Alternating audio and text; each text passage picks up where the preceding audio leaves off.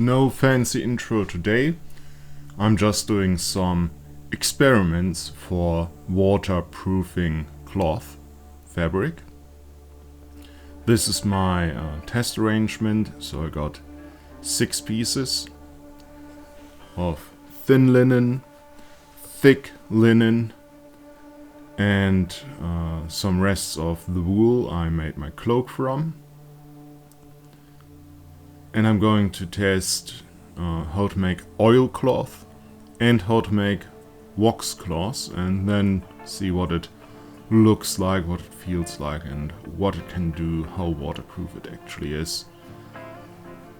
Starting with, I'm making oilcloth on the thinnest fabric I got,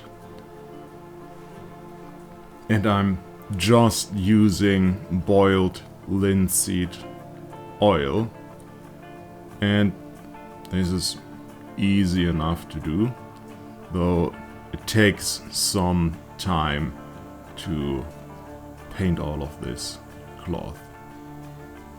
So why am I doing this? Well, now it's time to make some waterproof gear for the Ranger, beginning with the hood. Well, then I'll also need some bags, a tarp, a ground cover. I wanted to see how easy or how hard it would be to make this myself, and what method of waterproofing I should apply. So let's fast forward this a bit.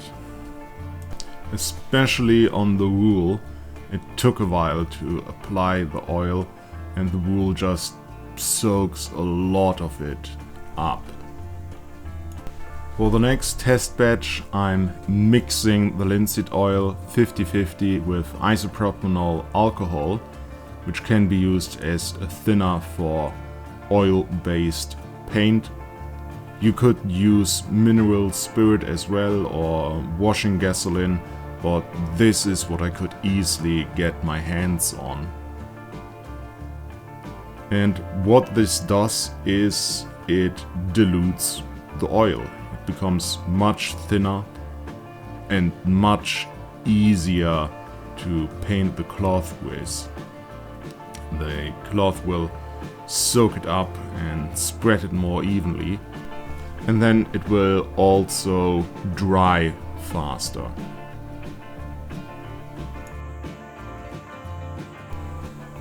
I didn't really know this before I made this test, so I made the test without the paint thinner, and that, while possible, was a bit harder, took a bit longer to dry. So when I will be making oilcloth in the future, I will go for the isopropanol thinner approach. And once again, the wool soaked up the most amount of paint.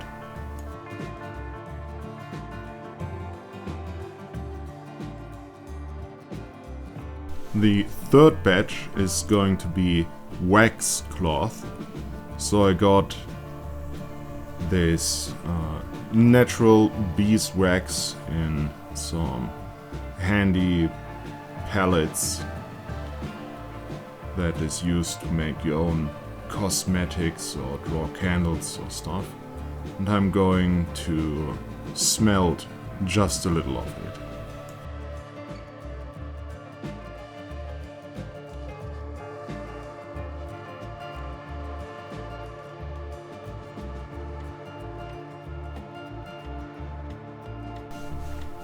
And once it's all evenly smelted and heated up, be careful not to heat it too much. This can also easily become a fire hazard if some water were to splash into the hot wax, or if the hot wax were to splash down onto an open flame. So be careful with this, be aware of this. And this is immediately not as easy to spread, to apply as the oil is, because it will fastly cool down and harden, on the top surface of the fabric. One exception being on the wool cloth. The wool did such a fine job of isolating the heat that it stayed warm enough to soak the wax right in. But because on the other pieces of fabric it didn't soak in deep enough, I'm using a heat gun on medium heat to heat up the wax and let it all soak in deeply into the fabric.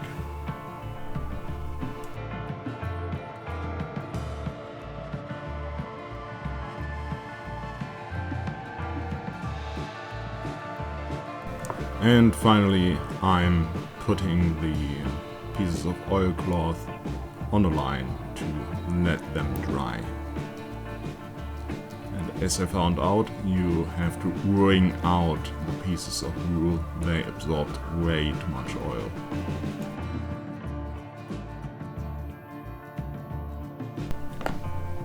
A few days later, this doesn't look dry, but it actually is. So is the one with the diluted oil, so are the slightly thicker pieces, and finally the wool. And the wax pieces, of course, they were dry as soon as it was cooled down and they've become hard wax plates. The wool pieces took the longest to dry, about 3 days, and they don't feel really good in the hand. The thin wax cloth has become formable, and as we'll see, this is waterproof. You can form a bowl out of it and hold the water inside.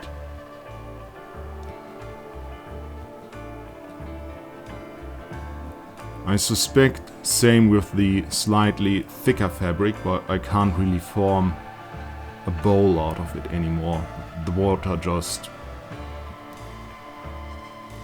runs off it. Same with the wool. But this has all become too hard to be used for clothing, so I think the wax stuff will be good to make bags out of. That's what I will be doing with the wax stuff. The oilcloth is not that waterproof. It's not as waterproof as the wax. By far. It's more like water retardant. So rainwater should just run off. Also the thicker fabric is doing a better job than the thin one. But still, water seeps through, it's not entirely waterproof. The wool is even worse. So I think the thick fabric will be the way to go for the oilcloth.